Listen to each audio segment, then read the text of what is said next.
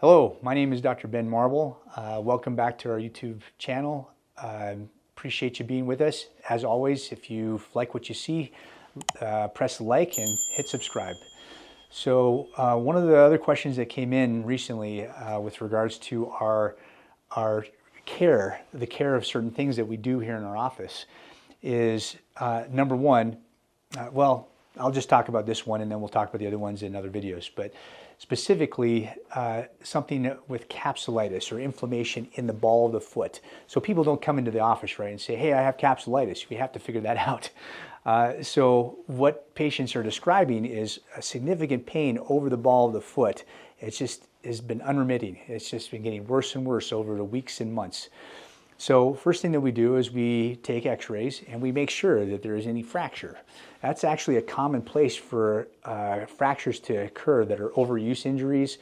Stress fractures essentially is in that second metatarsal bone right here. This is where that stress fracture will many times occur after lots of running. But this isn't why these patients come. It's because they're having pain, and it wasn't necessarily because of one specific marathon that they've run. They've developed inflammation in that joint, or sometimes even this joint, if it's really bad, because they're changing the way they're walking, it starts moving that inflammation across that ball of the foot. So the main reason why this occurs is because they have done one of these following three things, or doing them regularly. Maybe they're doing all of them. Number one, they are at a computer all the time. And so what they are doing a lot of, day after day, week after week, hour after hour, is this. So that is what that does. It puts all their pressure, even if they're just sitting, the pressure of their legs right over that area and the ball of that foot. So that's number one. I've been seeing this a lot lately. Number two is if they do any kind of squatting frequently, like this. So usually one foot is worse than the other. Usually people don't squat equally over one side, each side like this. They usually come down, whether they're checking something under a car or underneath the sink.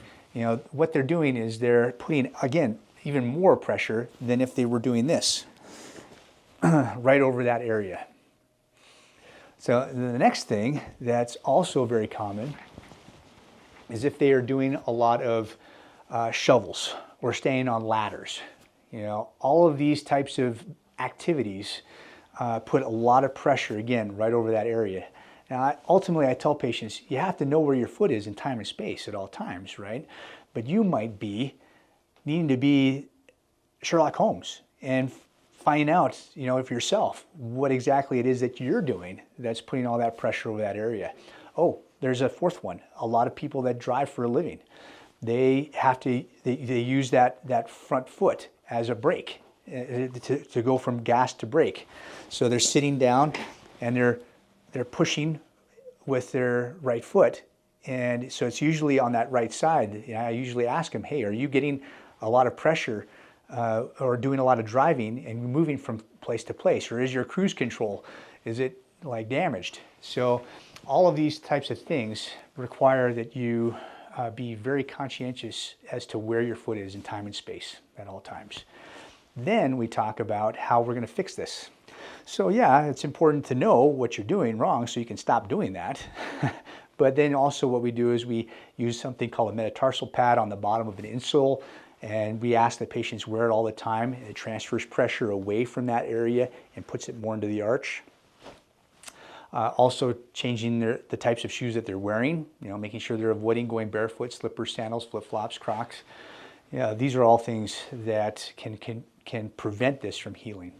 So that's just a component of what we do for identifying and then also treating that common condition, metatarsalgia.